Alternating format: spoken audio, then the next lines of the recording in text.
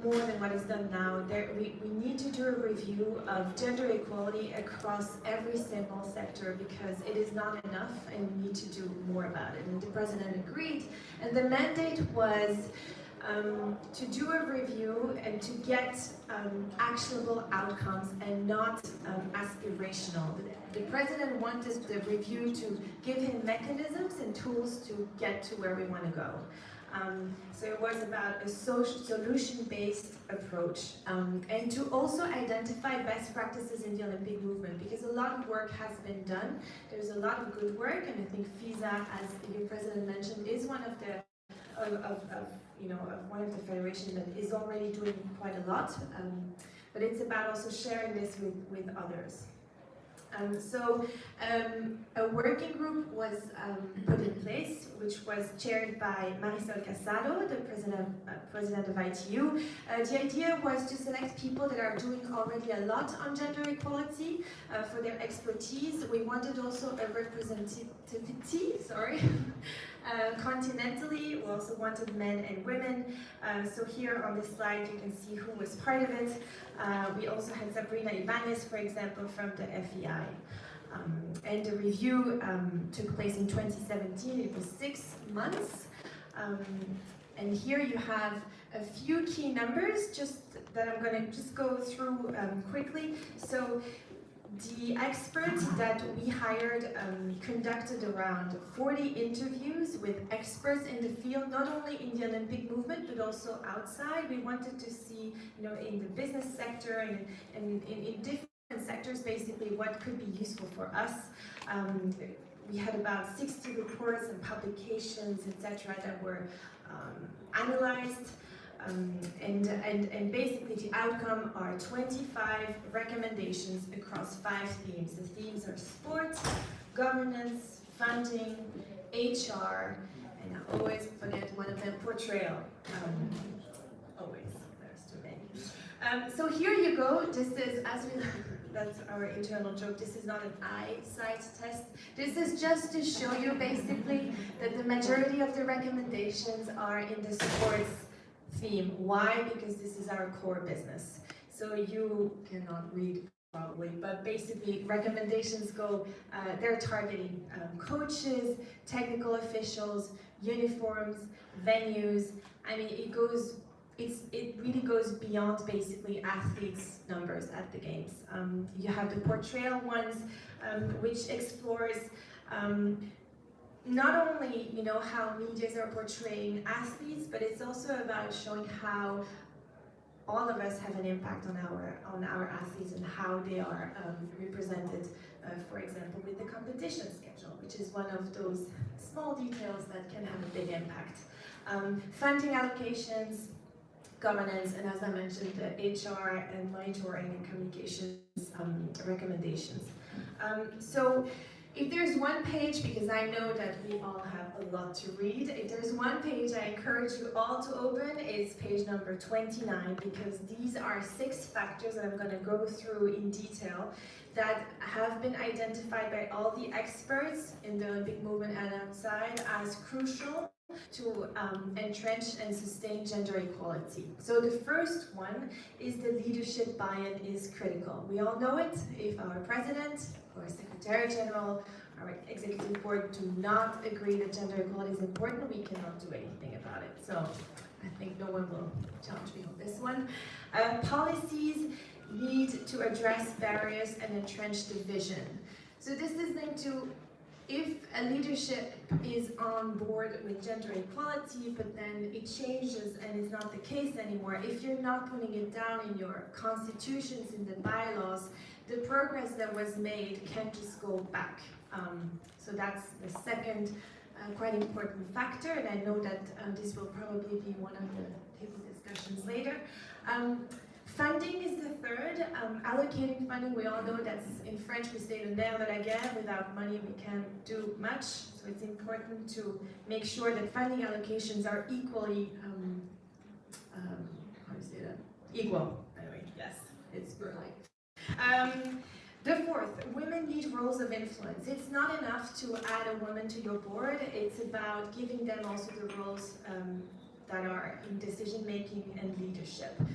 It's really more than just tick a box or create a gender equality commission, for example, for the sake of it. So that's the fourth. The fifth, the importance of creating an inclusive organizational culture. This is a bit to what I also just said before. It really is more than just adding for the sake of adding. And the sixth is the, if it works, monitoring and tracking. There's no point in having recommendations if we are not tracking it, and there's a few federations that are already doing that. They created scorecards. I'm sorry, I don't know what I just touched. Comfortably clear water back on the rest. What is that? That's a mess.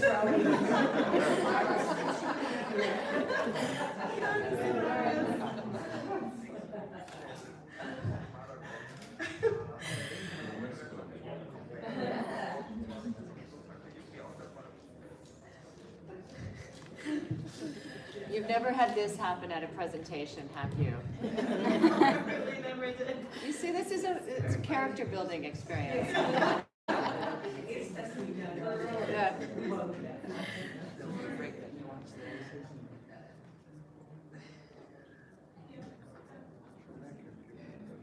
There. Oh. We saw it. There. Awesome. Okay, so yeah, monitor. IFs that, for example, that have created a scorecard for the national federations are, for example, World Rugby. We also have NOCs, for example, the US OPC, I think they changed it, US OPC, that have a scorecard that is available also on their website if you want to see how they're doing it.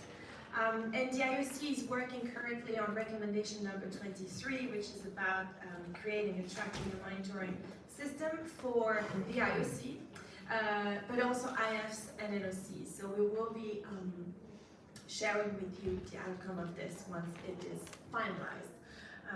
So now I'm going to go into one of the recommendations that was part of the IOC's mandate. We had to do a survey of IFs to actually get the data on gender equality in more detail than what we have so far. It was really about getting data that goes beyond just the leadership numbers. And I will share with you a little bit of the outcome because the data is of course confidential, but I can share some of the outcomes that will hopefully be interesting for you. So we got 100% response rate for the IFs, and this is really thanks to our sports department who has relentlessly called all of them to make sure the answer. The data was really, really good. Very, very substantive answers. The people that answered the survey were the people like Daniela, who are in charge of gender equality, so they really wanted us to have the right information.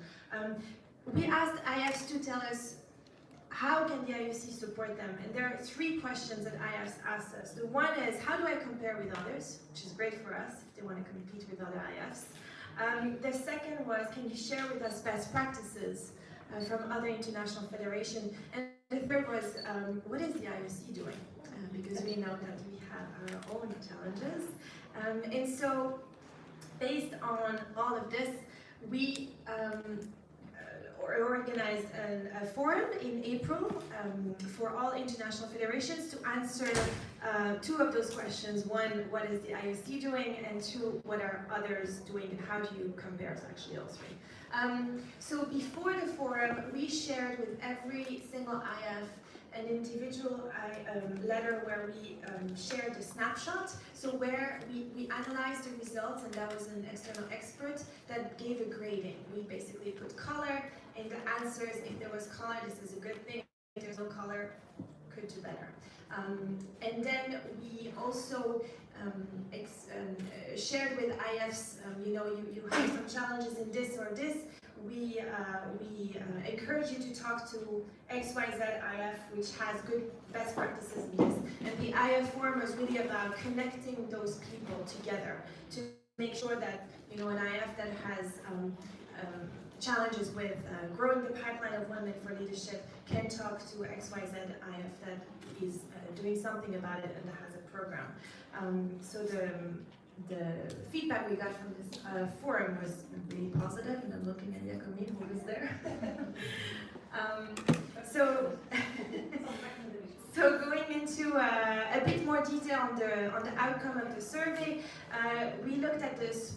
So for the sports, 26% of IFs have different competition formats, and when we asked for justifications, some of them mentioned that they were more exciting, the men's one, but the rationale was really not based on technicalities, and I bring you back to the recommendations in the report that talk about the differences, you know, and that does not only include competition format but also uniforms, and that I guess is not really targeting FISA, but it should be around technicalities and not aesthetics. Venues and facilities, I think we all know it. It is, if the venue for the female competition is really far, the media have less tendency to go to these, and it just has an impact also on the portrayal. And finally, career transition. We just wanted to mention it because it's one of the that is really dear to the Women in Sport Commission to support female athletes in particular in the career transition. This is a big pool of women that can go into leadership positions, so it's about really growing that and helping them for after their sports career. Technical officials. So the project review explored technical official as part of the mandate. This is quite new, so we asked the IFs if they have trainings to get more female ITOs, and 51% actually said yes. The second bullet on the slide is about the IFs that have not necessarily anything, but they're mentioning that they're encouraging, promoting, and supporting. So this is again the difference between aspirational versus actionable. I'm going to leave it at that. And the third, we just wanted to make sure, and this is our gender equality expert that did the analysis, that IFs don't misconstrue merit over competencies. Got it? It's really not about lowering the competencies. I can't say that word. It's really just about making a difference and helping women to get to the same level and get into those positions. When we look at the data, and this is available in this report, there's a long way to go. We are at 31% of female ITOs, over 68% for men. And now when we look at the coaches, 18%, and this was interesting to us, we did not actually expect that there's anything done in terms of from IFs to have more female coaches, but there are 18% that are establishing programs to get more female coaches, but the majority of IFs are letting NOCs and their national federations grow that pool. So there's and I will stop at that because I know we will talk about this a bit more later. Just to show you the data at the games so you understand the gap and that we are working. You know, we are at 11% in the summer games and 9% in the winter. So this is really an area for improvement. Funding. So as I mentioned before, there's a number of recommendations in the report around funding allocation, and the first one is allocation of funding towards projects for gender equality, and the second is equal prize money. So if we look at the data that we got out of the survey, when we look at funding payments, so 77% of IFs offer equal payments. Payments are, you know, for travels, for the athletes, accommodation, etc.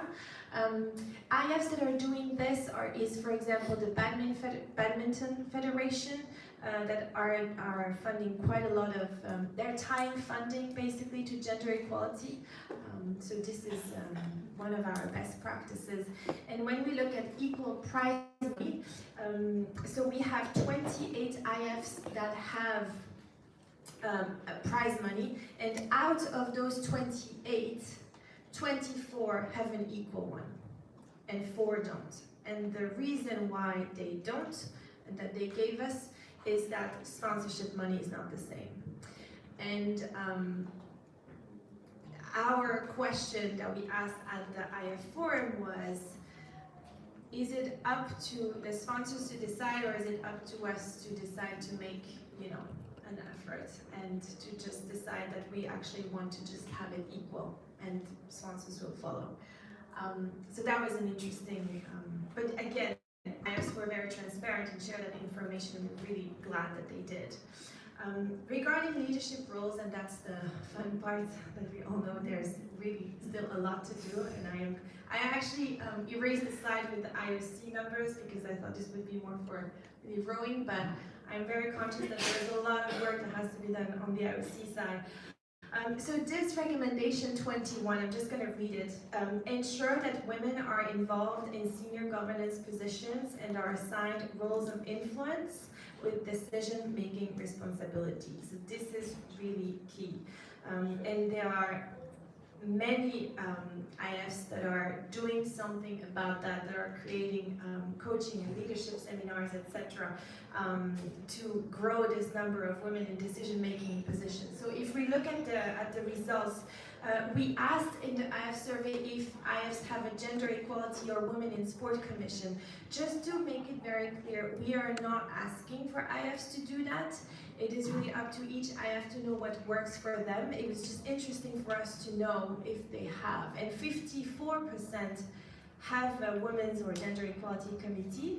Interestingly as well, 2 of them have a male chair, and 48% include men.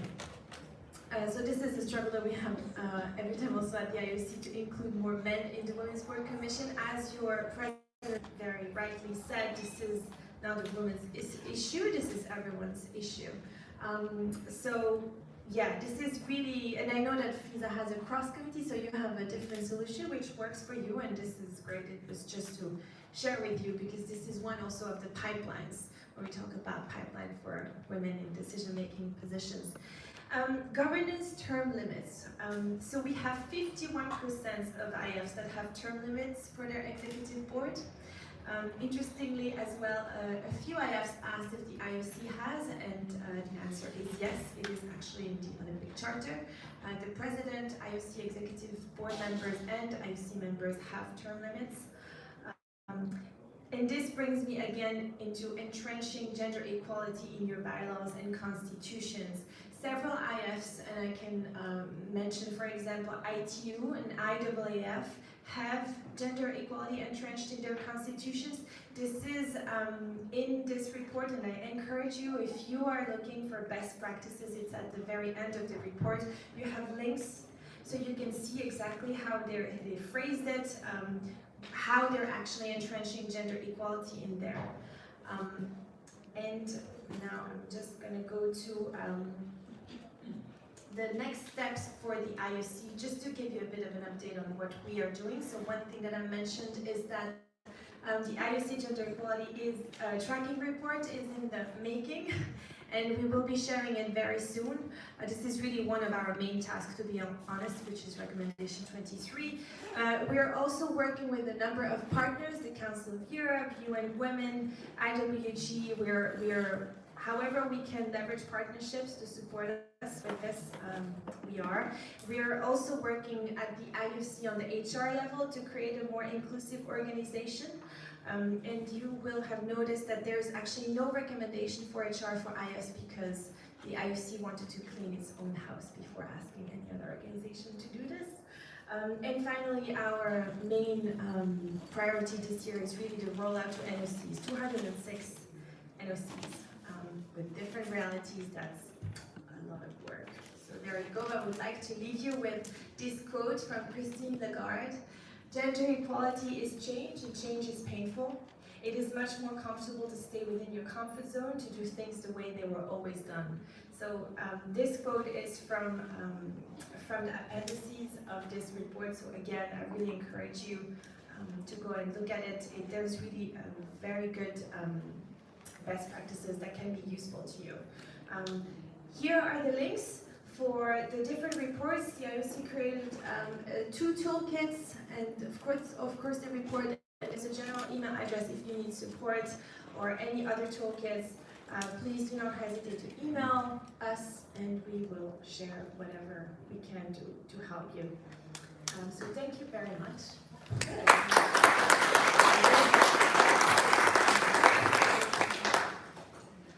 Thank you for this very interesting and comprehensive presentation of that big report with a big impact.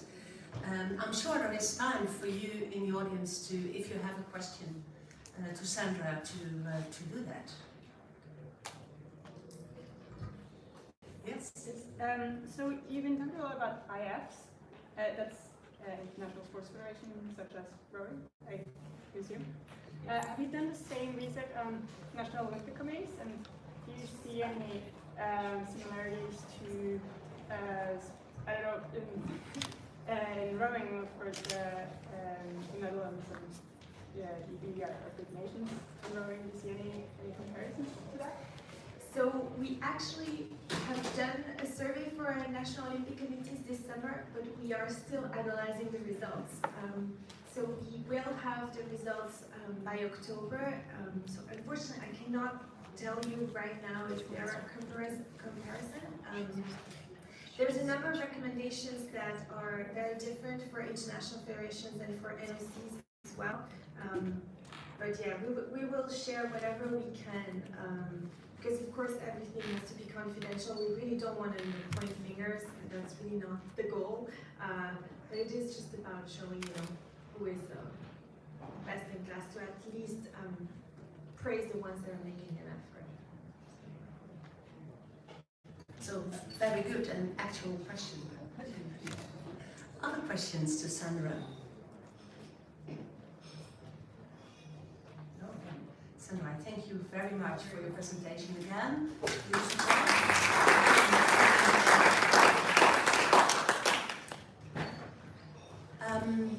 So the next presentation is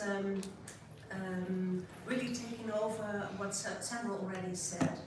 She gave us in April a snapshot resulting from that survey from all IFs, and I will use it today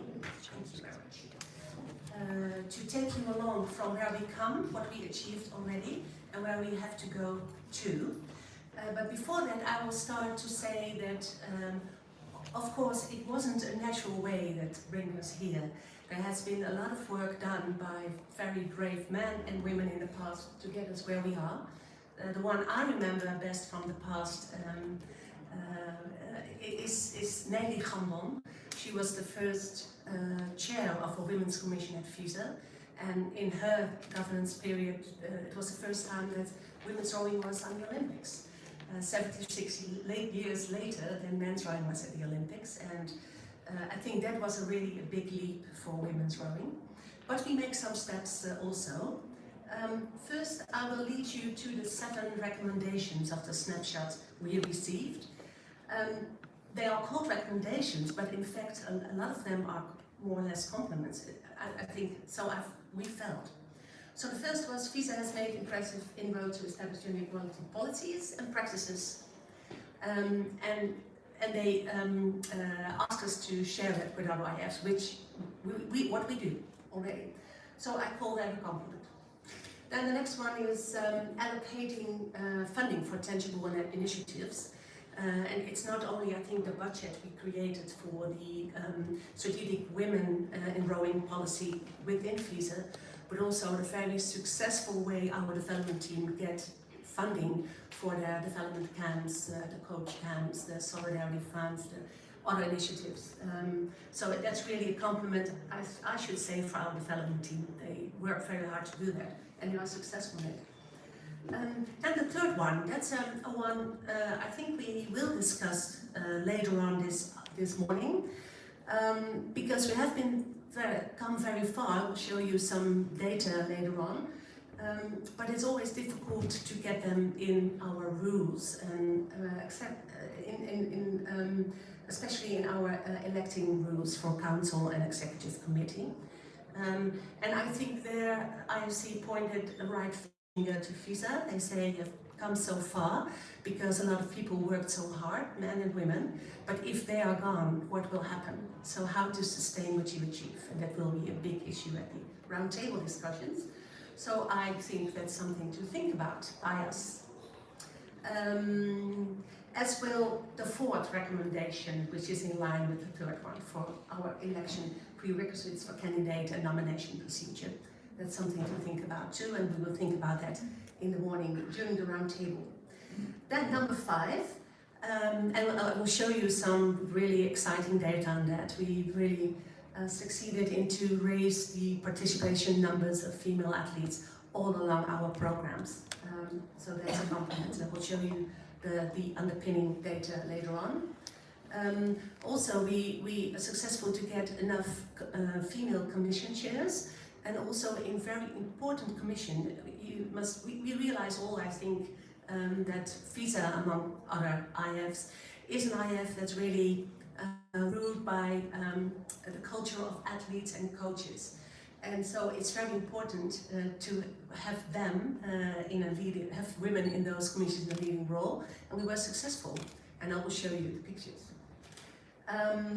Then the last one, well, there are a lot of initiatives we have taken, and I will present you some, not all, because I have also limited time.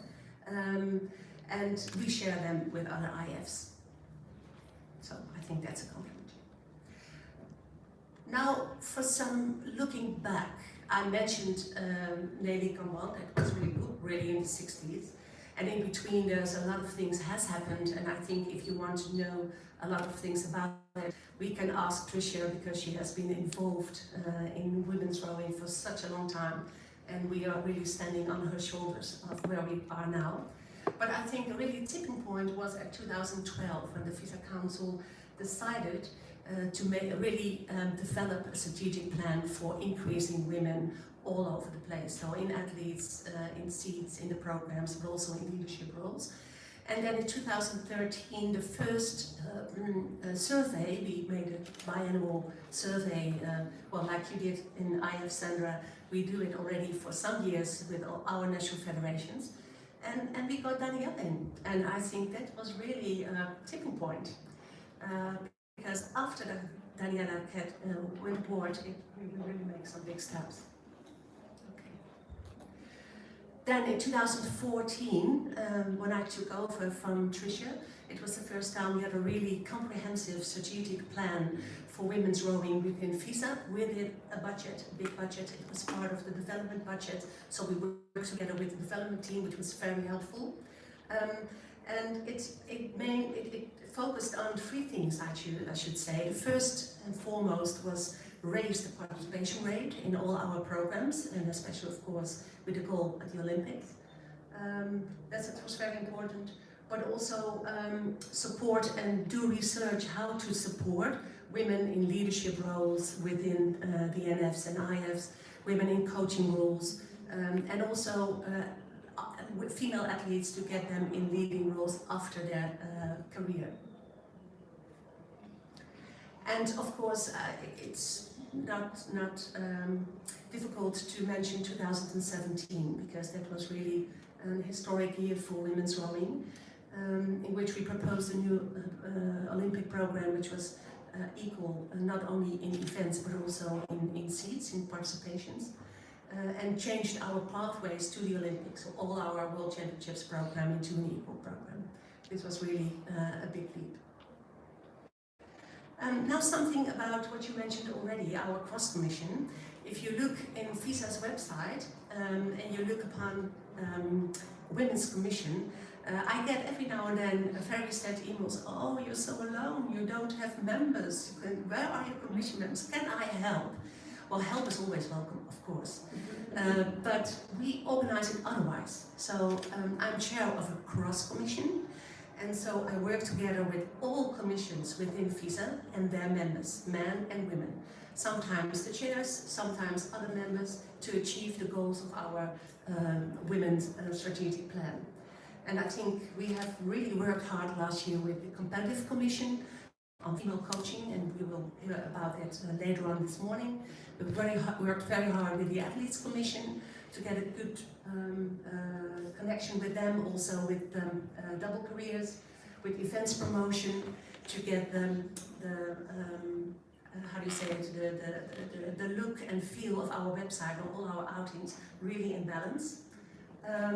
Para rowing, run for all, umpiring, so it's really helpful to have all those technical commissions helping the women's cross commissions to get the goals of our strategic plan. And I'm happy with this format. Then something about leadership, because well, we have Lucy Faulkner here from the Whistler who tell us about her program. And to be honest, we make use of that program I think about from 2015-14, and support women all over the world. So I've made those flags from all those women that participated in the Whistler the last 5-6 years. And the good thing is, it's not only that we support them to learn about leadership and to experience it, but also we see, if we follow up those women, that they make real steps in their ambition. And they all acknowledge how Whistler has helped them to make those steps. And I'm very happy that Rosie will interview a few of them later on this morning to give their personal story. And it's not only the Whistler, but it's the main stream of women. We also sent, of course, in the 2 occasions, there was an IOC, ISOF leadership forum. We sent some women there too. And they're also in the room here, I know. But not to forget, this we do from FISA on an international base. If we look at our survey results on NFs, it's only 22% of the leadership in our NFs that is a woman. So there's still some work to do. Then data I'm very proud of, because the first thing we did, the first goal we wanted to catch is increase the participation rate of women. This is what has happened at the World Championship for Juniors. So when we started way back in 2011, it was only 36%, so 1/3. And if you look this year, it has risen to 46%. That's really a big leap. And it's the basis for our elite rowers, the Junior World Championship. Well, even more exciting numbers at the participation rate of our elite female athletes. These are 4 World Championships that are quite comparable, because they were the 4 World Championships that were selecting for Olympics. So 2007 for Beijing, 2011 for London, etc. And we speak today selection for Tokyo.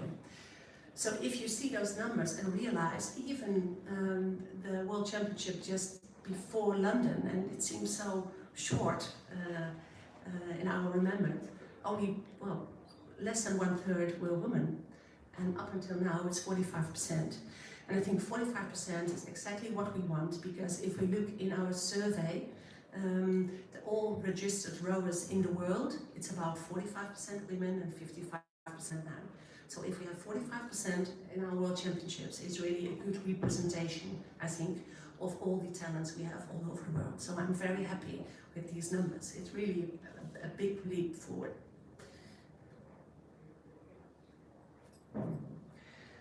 Then, if we want to change leadership in ENFs, we have to make a good example. And as we speak, our elected members of our executive committee are 50-50 at the moment. So we have Jean-Christophe, we met him, our president, Tricia Smith, our vice president, Karajan, our treasurer, and then the 3 elected commission chairs of 3 commissions who are in the executive committee, of which Rosie McLaughlin is here in the room. So I'm happy that we were successful to get 50-50 in our executive board. If you look upon the commission's chairs, and it was already one of the recommendations, we do quite well, about 60%. But if you look at the council, which is the governing body of FISA as a whole. We also have, of course, the executive committee in it, and also continental representatives. We're very happy we have now the first female continental representative from the Americas, but then we go down to 43%. So still some work to do, but we're on the road and going the right way. Then an issue which is really concerning us, and that is female coaches. Sandra, you said already that in your survey, at the elite level it was only 7 or 6 or 8%. We are not doing better, it's the same. And I think it's, if you want to give the female athletes the right way of coaching, we have to enter more female coaches at the elite level. And there's a lot of work to do to get that. And it has to do with career paths and a lot of not easy thing to influence, but I think we do a lot of things, and Sheila Stevens will present what we do at the FISA Coach Academy, at the training camps and the development camps and the coach developers adventures. We step into, really try to get female ambassadors in there, just to show that it is possible to have a coach career as a female or as a former female athlete. And we have a very exciting new idea, which we will set up with a lot of other IFs, which will be presented by Sheila. So I won't get the grass from her feet, so to say. But this is, we are very happy with the participation rate. We do really good, I'm proud of it.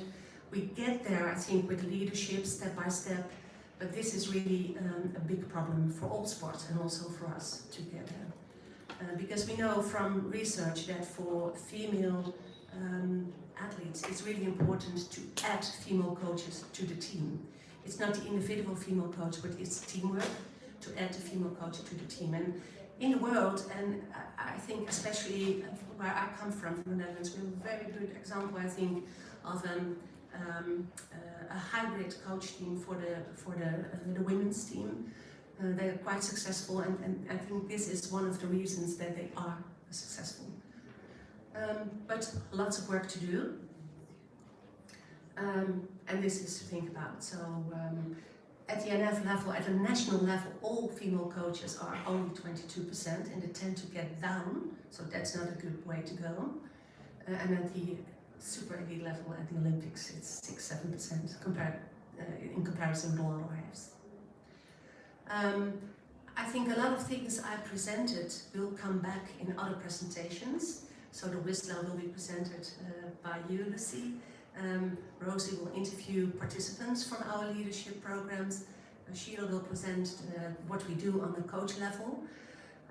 But if there are any questions about what FISA has done and does as we speak, I'm very pleased to answer that. If it was all clear, it's clear. But yeah. Are you happy with the developments? Yeah? Okay. Yeah. So, without shaming or something like that, I would be interested in the numbers with regards to, for instance, umpires and team managers. Yeah. That's, yeah. We know the number, the data from umpiring. What we see there is, if you see all umpires at national level, I think it's about a little bit more than 30%, under 2, yeah. And if you look at the FISA level, so the international umpires, it's a little bit less. We are progressing, especially the ones who enter the FISA umpire program and get a license. So the young ones, they are really near 50-50, and I think our umpiring commission in FISA does a great job to help to support that. But we come from far, so a lot of the older umpires are men, and well, they stay there, and they're not to blame. They're good umpires, so we don't get rid of them, not at all. But so the change take more time. I mean, your umpire career can last for decades, but your athlete career, for example, doesn't. So you can make quicker changes with athletes, so to say, than with umpires and coaches. And well, we raised a little bit the age limit for umpires, which is good if you go to what is happening in our countries, our civil society. So that's a good step. But for gender equality, it slows down a little bit. But we have an eye on that. We support it, and the Umpire Commission is also very supportive. But we get there step by step. Yeah, maybe LA Olympics we get to the 40% or something. But in addition, important to mention here, I think, the Umpire Commission really makes the strategy for the important, like the Olympic jury, they really encourage all NFs to nominate female umpires, and they really try to have an eye to try to balance the jury at the Olympics. Easier to do at the Youth Olympics, because then you can have younger umpires to get there, and in the younger umpires we have more female. But to really experience also, you want at the Olympics, it's the most important tournament in your life. So it's a balance between a good jury experience and get the most experienced female umpires there who we have. That's a big answer to a small question. Yeah, I'm ready. Yeah, can I ask a question about a lot of what we have is historically entrenched in our schools. Yeah. Given that since 2008 the Paralympics have been female and male equal in terms of athletes, I guess my question would be, is it time that we think about how we engage some of our Paralympians as well further into our commissions, not just in the Para-Rowing Commission but across commissions, where we've got a lot of younger women and recently retired athletes that we should be looking at. Yeah. It's not just gender diversity but also other sorts of diversity we need to be cognizant of. Yeah. Yes, I hope, did everyone understand the question? Yeah, so we can learn from Paralympics. They started 50-50 from scratch. And there are retired athletes and maybe coaches that get stuck with could be very helpful in our strategic plan, and have an eye on a broader view on diversity. And to be transparent, we have those discussions within council. I even suggested to change Women's Commission already into Diversity Commission, but then we thought it is a little bit too early if we see the big challenge we have on female coaches. But we keep an eye on a broader view on diversity. It's not only women, it's also age, it's Paralympic, whole body sports, it's culture, it's ethnicity, it's a lot of things. But for now we focus a little bit still on the women's, because we have some big steps to do, and keep an eye on broadening our purpose. But thank you for that. Yeah. First, Faye. Thank you. I just want to supplement Anne-Marie's comment about the power rowing. I think at the moment we already have some identified some retired athletes, such like a Madeline. She actually involved in the power rowing coaching. Yeah, she says. Yeah. And then some members is involving in athlete commission. And I think it's a good idea that we gradually involve for national federations if they have some candidates that would like to propose to be involved and to get some training provided to support them. Please feel free to approach me or check with me. Yeah. Yes, very good addition, because as you all know, on Monday 6 to 7 chairs are standing for election or re-election, and then also their commission is to be re-established. So when there is a change, there's an opening for others. So a very good addition. If you have persons in your national federation who you think of could be of help in this way, please reach us. Andy. Oh, you know it's all recorded now what you say. Why do I get the microphone and no one else? I guess Lucky one. both you and Sandra talked about the need to put in place institutional rules to help IFs or organisations deliver this. So I guess my question is, what rules do we need to put in place place, and why haven't we got them in place already? Yeah.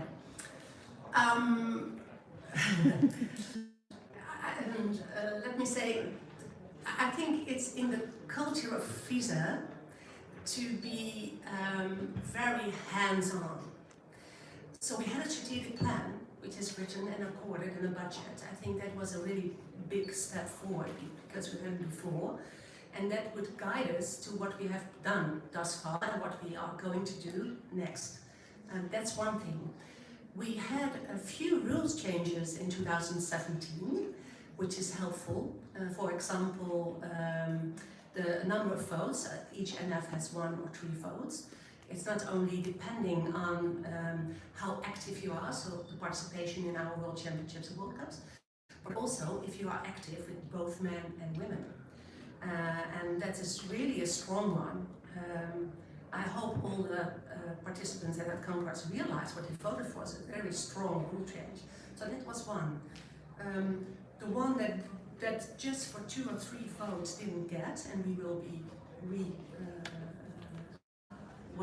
we will be in the next extraordinary Congress put that into voting again, is the delegates at the Congress itself.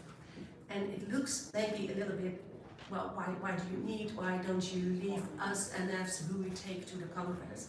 But you have to understand, to be elected, to be eligible for election in the executive committee, especially as a president or vice president, treasurer, you have to be participant, have to be participating in, I don't know, but a few congresses. So it's quite important for us that NFs bring more women in the Congress. And you know, and I know, if I look back, it's a little bit going up, but it's really a man world in the Congress still. That's one thing. The other thing we are discussing in roundtables this morning about is our nomination process.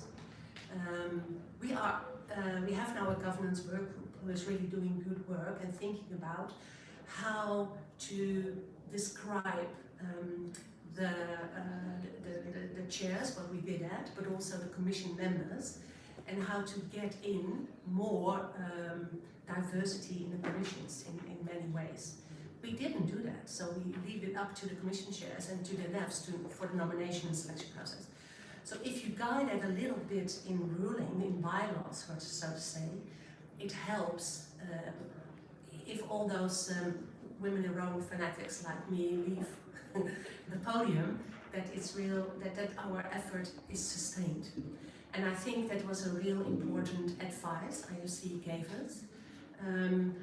I know it's not in the culture of FISA to make very big rule changes on that. We're very proud that we came that far the way we did. But to sustain what we achieved, I think it's really important to get that in the rules. And it's about election nomination process, recruitment, yeah.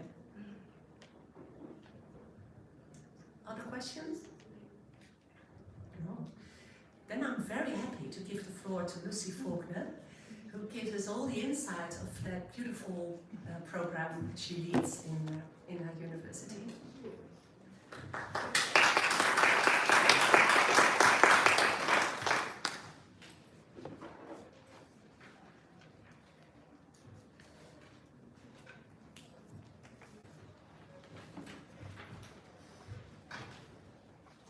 So thank you for that. And how wonderful to sit here in a room with a governing body or international federation where you had so many ticks in terms of what you're doing really well, and to see the gender balance that you've already achieved.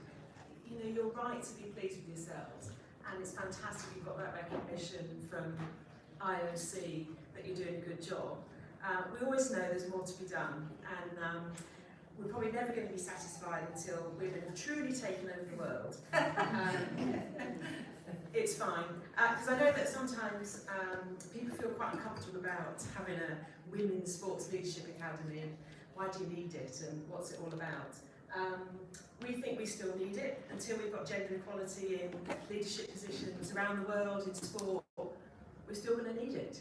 And I think one lovely thing, I met someone the other day who's the line manager of 2 women who've been at our Whistler programme, And he said, oh, it's fantastic the way they come back. And he said, where's the one for men? I said, well, there's a clue in the title. And then I did say, mainly every leadership programme is for men, so you've got quite a lot of choice there. And he accepted that, he was very, very gracious about it. But we always come with a word of warning, which is that when women have been on our programmes, they may hand their notice in. So it happens, because what it does is somehow it changes their attitude to themselves and what they can achieve. So yeah, those are our words of warning, and hopefully we don't encourage too many people to move on from FISA, but to stay in the programme and move up with it. So you asked me to talk about WISLA. Let me get these right. So what is it? Well, it's a learning programme.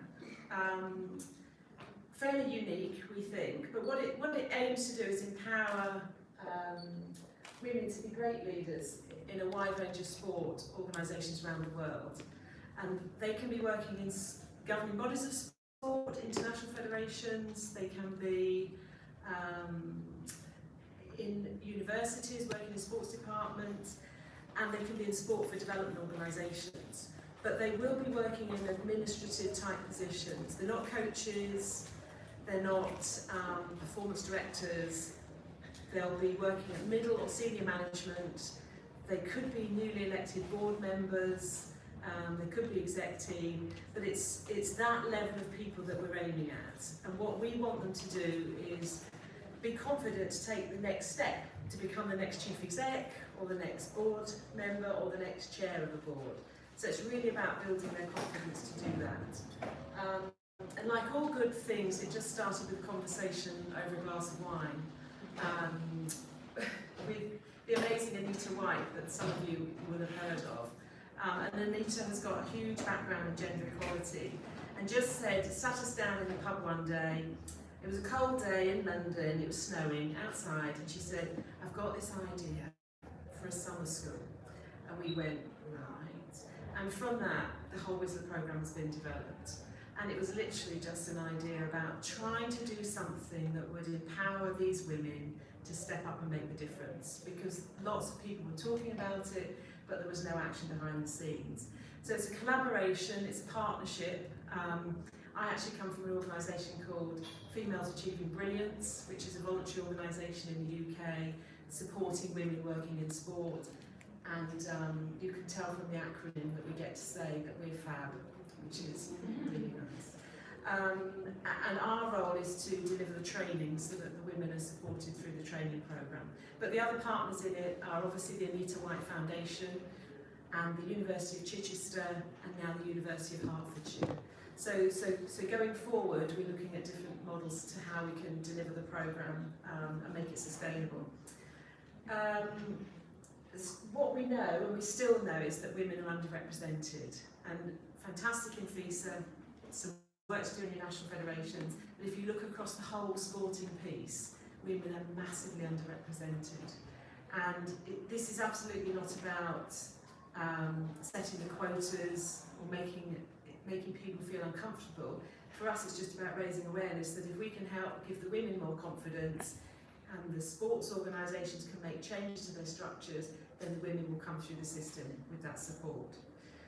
So when we started with FAB, what we noticed was that there were loads of golf events in the UK for sports, people working in sport, but only the men went to them. And obviously that's because a lot of the women didn't play golf and actually weren't in the same networks. But Pauline Harrison, who's my colleague in this, is a great golfer and decided that this was the way to make things happen. So our first ever event for women leaders in the UK was Golf and Gossip. And we gave them some skills to be better at playing golf, but actually the most important thing was how they networked during the day and what they got from it. So we have some themes around it. We have drink and think. We have, I don't drink alcohol, but it could be water and think, it's fine. We have eat and meet, we have inspiration and perspiration. We just do things that get women together, working in sport, and help them have conversations to move on. And really that's the basis of WISLA. So two key objectives for WISLA. to help these women further develop their leadership competencies. So we focus totally on their behaviour as a leader in sport. So not what they do, but how they do it. What would the fly on the wall see or hear them doing in the context of leadership? And we challenge them to look at their behaviours, to recognise where they can be, where they've got great strengths that they can make even better, and where there's one or two areas that they probably need to work on so that it doesn't hold them back. We don't focus on weaknesses because we just think that would be, well, it'd be depressing. So let's focus on the things that you're good at and make you even better. And we want women to recognise what their leadership style is, so that they're very clear on who they are and what they want to be, and that's part of the programme. And the second piece is building their confidence. And what we know from all the research is that women do not apply for jobs unless they can meet 100% of the criteria. Well, when do you ever meet 100% of the criteria of a job unless it's the one you're just leaving? There'd be no growth, there'd be no challenge, there'd be no fun in it. So we have to work with women to help them understand that it's fine to apply for a job if you only meet 50% of the criteria. It's fine. And what we tend to see is that men, and I don't want to label all men like this, tend to put themselves forward for jobs anyway. So our recommendation is put yourself forward, because then you get known, you get CV practice, you get interview practice. These are opportunities. You get good networking. So that's a real big thing. But what we really try to help the women focus on is, what are your goals? What is it that you're trying to achieve, and where do you want to get to in the next 3, 4, 5 years? And on the Whistler programme that we run annually, which is where your 19 women, and thanks for that lovely slide with all the flags and everything, the 19 women from FISA who've been through that, you know, it's helping them to go, where do I want to be, and can I get there? What do I need to do? So looking at their career paths, and if we could have more time with them, and I think that's the biggest message from all of this, is all the women say, that week was fantastic, we'd like 2 weeks. And I think if we gave them 2 weeks, they'd said, we'd like 4. It is about taking some time with women to get them to that stage. So this is where we're up to date. So since 2014, we've held 6 residential sessions. We have a philosophy of it has to be 50% UK and 50% overseas participants. So we try to get a really good mix of cultures, backgrounds, differences, which is really positive. We've run Whistler Botswana, which was a new model, which was linked to the International Working Group on Women in Sport and a conference that was held there. And what we did in Botswana, and we've got a little video we can show you, was not just go in and help the women who were there. We had something around 40 women, but work with previous graduates from the Whistler programme to train them up as facilitators to deliver the programme, because we're very, very conscious about sustainability, and Pauline and I cannot be delivering this programme for another 10 years. It's just not possible. But helping find the right people to carry on delivering Whistlers is critical for us. So I know we're already looking at Victoria from Argentina? Yeah. To come back as a training facilitator with us on one of the programmes coming up, which is great. And she was our first one. And I've seen her, which was great. She is. So that's what we want to do, is to bring those with the graduates through the programme now as facilitators. New Zealand Olympic Whistler is slightly different, because that's a programme with the NOC, the New Zealand Olympic Committee, but it's aimed at retiring Olympians. So a different model, different type of audience. It's spread out over 18 months to 2 years, so the women come back 2 or 3 times during that. Good model. That seems to be working really well, and great for those retiring Olympians to have something. The first programme we ran with them, some of them were very well retired, This second programme, they're much more recently retired. So it'll be interesting to see the difference from that. And as you know, people have mentioned in passing something about some coaches programme. Sheila will update you on it, but it's called the Whistler High Performance Coaches Programme, and that's absolutely a partnership. Well, I'll let Sheila say that. So what we recognise is that we have had to be very flexible in terms of how we deliver and what we deliver, because every audience is different, every woman is at a different stage, and we need to make it bespoke to make it really work for these women. But we think that's the fun of it. We've just been nominated for shortlisted for a Beyond Sport Global Award. That's absolutely part of the UN Sustainable Goal number 5. We're really pleased about that. That's in September in New York. Just to be nominated and shortlisted for us was a big achievement. So in terms of where we are to date, that was very bright on my slide. It's slightly muted for you. 283 women, 52 countries, 6 continents. Yeah, but we're pretty proud in a few years to have got to that stage, and obviously 19 of them are from rowing, so that's quite a high proportion. And anything that we can do to help you keep those women networked and connected, let us know. That would be great. So, can we have the video? So it's not just me. I'm not pressing the buttons on.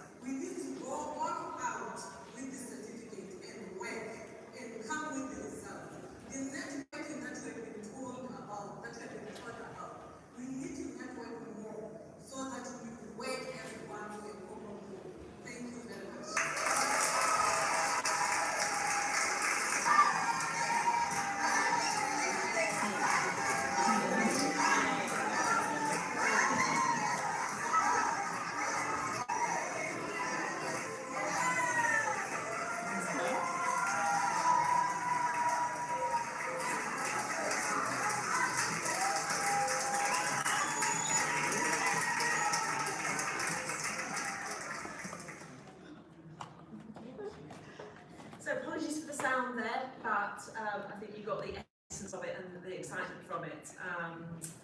And that, you know, the cultural piece for us is really important to make sure that we're always looking at diversity. So bringing back some of these trained facilitators now from Botswana particularly will help us going forward. So just a little bit on the, thank you.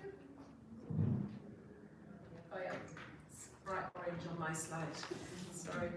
Just in terms of a little bit more about the content and how we do it, because that's fine, it looks lovely, sounds wonderful, but what's behind it all? So behind it for us is this set of values about self-reflection, personal growth. The self-reflection is a really important piece, and we really make sure that the participants are equipped to be able to do that and build it into their schedules on a regular basis.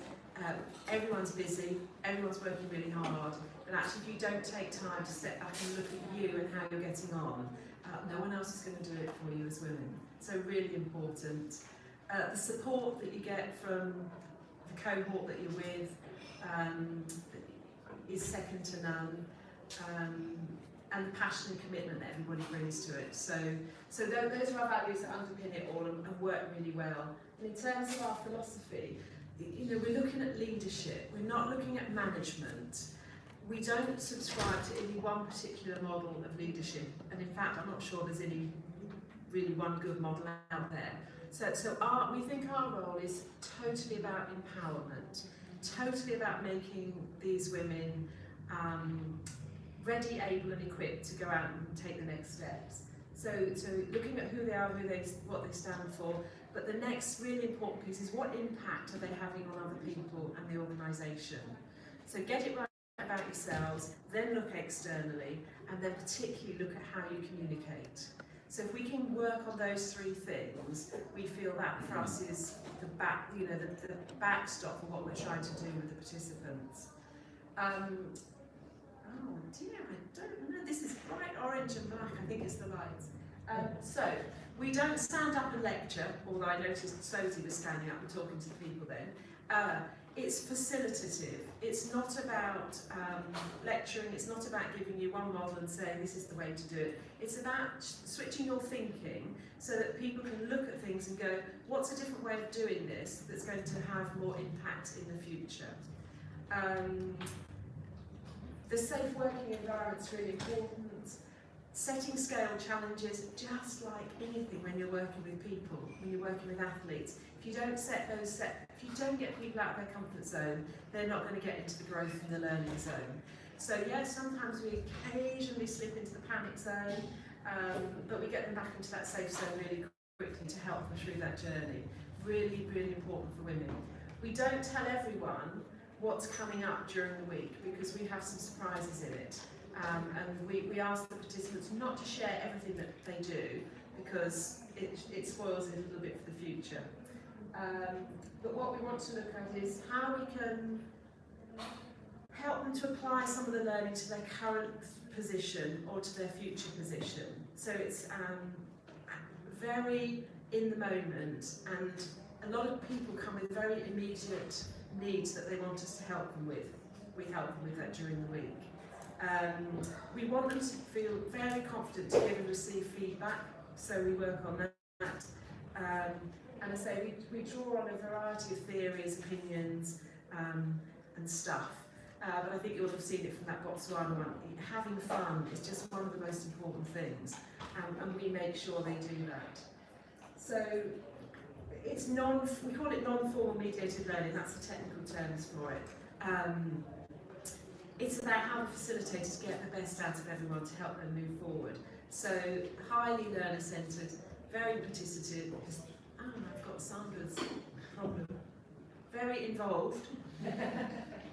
And we work with discussion groups, big groups, small groups.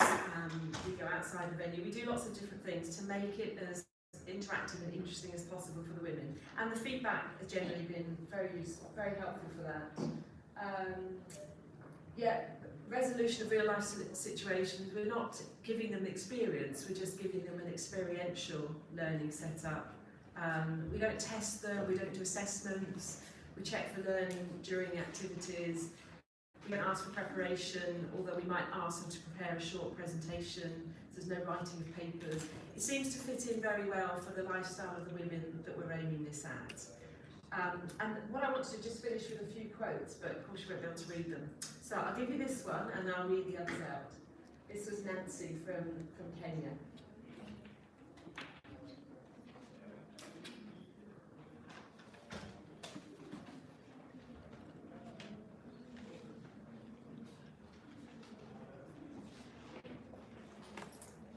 And then we have some famous people. So attending the Whistler would be the best decision you will ever make. I would highly recommend it, especially if you are involved or thinking of getting involved in women in sport activism or advocacy. It's a learning experience that you have to jump into on your own to fully understand and appreciate. This is Bognor Regis. You'll note the interesting headgear. It's not compulsory, but there was obviously an activity going on. It's a unique and wonderful experience to focus on yourself, your goals and values. You meet the most phenomenal women in the most supportive part of this well-organised, purposeful programme. And come with your eyes, heart and arms open, prepared to be challenged in an amazingly supportive environment, surrounded by fabulous women. This week could change your life forever. And just, yes, the 2019 cohort. So the first time we had a wheelchair user, Savannah's a former Paralympian from India. So very accessible programme in terms of how we operate as well. So thank you.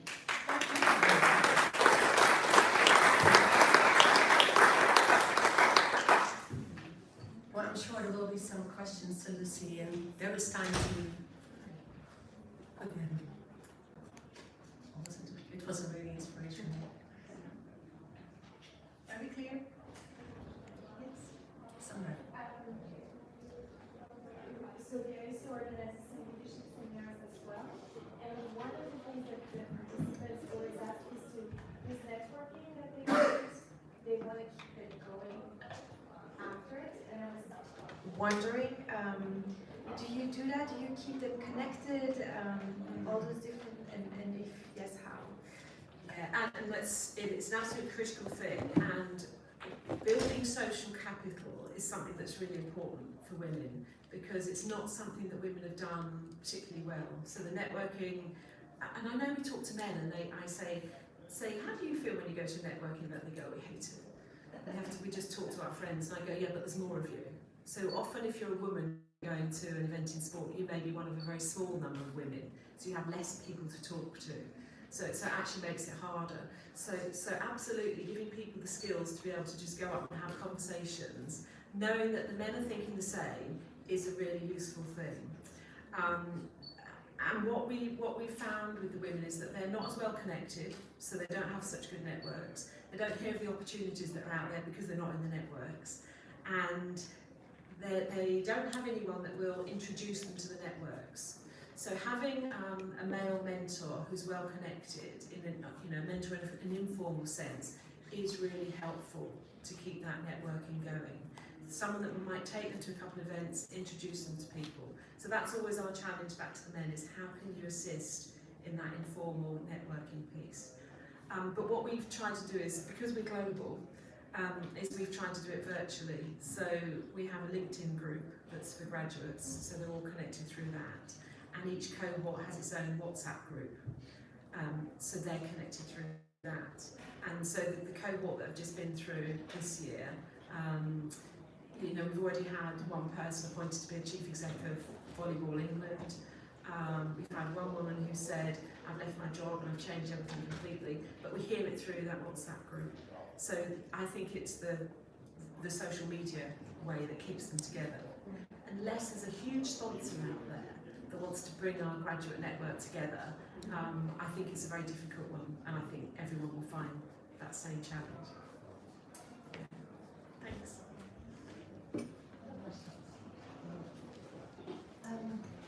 Well, because, thank you, Lucy.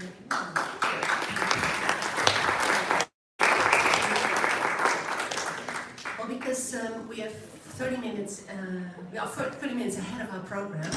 We twist a little bit the program, and we start not with the pause now, but with the panel led by Rosie, my other executive committee member of FISA. Rosie, can I give the floor to you? Yeah, I see at least two.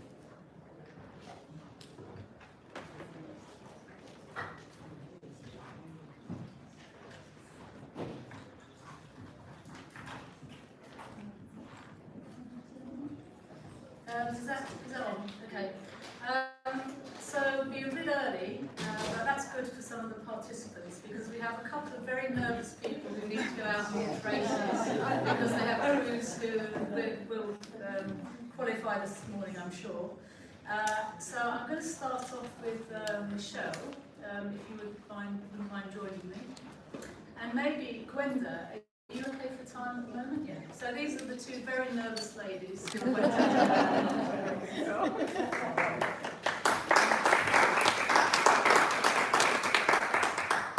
Welcome. I'm going to try and make this cosy with cups of tea. We haven't failed miserably. Okay, so welcome Gwenda and welcome Michelle. And perhaps you could first tell us how you got into rowing. So Gwenda, how did you get involved in rowing? Yes, I came in rowing when I was 11. So I first started to row competition. And then I did some competition until I was 23. And then I had to stop because there was my first daughter who was coming. So it was not so comfortable to row some competition anymore. And then I had first my 3 children, and then afterwards when my son, the oldest, the youngest, he was about 4 years, then I thought, okay, it's time that I started to get a life also, not only as a mother, but as coaching for the youth. And then of course, then it's Rowing League as a member, and then from the Flemish Rowing League I went to the federation. And I was first the Secretary General, then I became Vice President, and then I became the President since 2013. And I was the first female President in Belgium, so that was quite good. Okay. Michelle, perhaps you could tell us about your journey in rowing. I'm sure there's people here in the room that are probably yawning because they've heard it already, but I started rowing at the age of 13, and I suppose I immediately encountered difficulties because I wasn't allowed to row as a woman. We had to row in secret for the first 6 months. So, and then it was brought to the committee, and they decided they'd leave us in on a 6-month trial. And during that 6 months, we won the first Irish Championship that the club had won in 34 years. So there was no turning back at that stage. So that's originally how I got into it, and then I went off to Europe. I was always dipping my hand in and out, rowing here, there, and everywhere. And I suppose when I came back from Europe, then and I had a family, an opportunity came up with Rowing Ireland to start a women in sports program. So probably right back to my roots, even though I had gone on a different career path over the years. And that's when I came back into the organisation, into Rowing Ireland as a Women in Sport and Development Manager. Okay. And you both took part in a leadership programme, but you both took part in an IOC leadership programme. Can you just say which year it was and a little bit about what it involved? Yes, I was there in 2016, and I must say that even those 2 or 3 days already changed my life. Because I'm still enjoying it today. It was really great. There were workshops with Gabrielle and Müller. So, and there I took the chance to say, okay, what I want to become later on, what do I want, what are my goals. And then I said, okay, I will try the Olympic Committee in Belgium. Why not? I know it was quite high, but I said, okay, I will try and we will see. So. And so in 2017 I applied for a membership of the board, and then I was elected. And as you know, Belgium is sometimes quite complicated because we have a Flemish part, we have a French part, and in the French part there was already women into the board, but from the Flemish part I was again the first woman. So I thought, okay, But then afterwards it started to become, everything became very quickly, because then they asked me to become the president of the commission officials within the NOC. And then from the commission officials, I became vice president of a new federation, International Federation for Sports Officials, since 8th March this year. So in there I'm the vice president. And what is also quite important for me, that we started with a women task force within the Olympic Committee. And I must tell you that it took quite long when we got our green light to start with it. But after we started, well, we will have now in November our first colloquium. And you may guess, of course, with also some workshops, with panels, because I think that it's really very important for women that we can enjoy ourselves with having workshops, and also to support each other. That's quite important also. Okay, thank you very much. I'll come back in a minute for some follow-up questions. So Michelle, would you like to give us some idea about your journey? Yeah, I went to the International Olympic Committee Women in Leadership Forum in 2017, for the year after it went out. And I have to say, it dramatically changed my life. My husband said I came back a different person. I don't know what happened to me, who I left in that song behind me, but I certainly was different. And shortly after that, so that was March 2017, and I guess in January 2018, the CEO role of Rowing Ireland became vacant. And it wasn't a particularly perfect time of my life. My father had just died a few months earlier, so didn't feel ready for it, but because of what I learned in the Women Leadership Programme, and because of the mentors and the sponsors I have put in place as a result of that, and the affirmations that we made in that programme, which is very similar to the Whistler programme, I think, as well, it gave me the confidence to go forward for the role, and I was appointed CEO of Rowing Ireland then in May of last year, first female CEO of Rowing Ireland. So it was really instrumental in my leadership journey, and it still is today, with the network that is in place, and also the mentors and the sponsors that have been put in place for us as well. Okay. So you both talked a little bit about your journey, and it changed your life. But what were the major things that you felt that you took away from it? What were the real key sort of strategic or other things you took away that you used to move your pathway forward? I think it's also quite important that you know when you're ambitious that it's not wrong being ambitious. Because sometimes I got people who are asking me, how are you doing it with your family and your housekeeping, and what are you doing? And I must say that I'm lucky that I have a husband who is helping me a lot in housekeeping. So when I'm coming home, because I have also a professional life, and when I'm coming home, then he is sitting in the kitchen cooking. So because he's sitting in the back of the room, so he's my biggest supporter.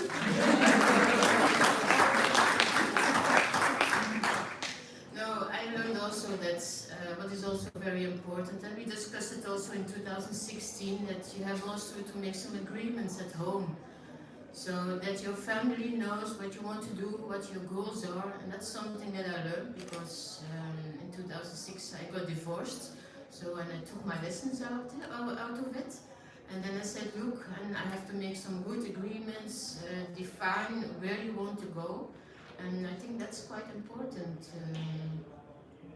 Okay, so you've been very clear about what it is you want to do. You've communicated that to the people around you. Yeah. I mean, maybe Michelle, you talked a lot about putting in mentors and sponsors. Have you done the same sort of thing, Gwenda? Not really, no. It's just that I made for myself my pathway that I wanted to achieve. And I think that's quite important. And also I want to give an example to the other women because it's already a few years ago, and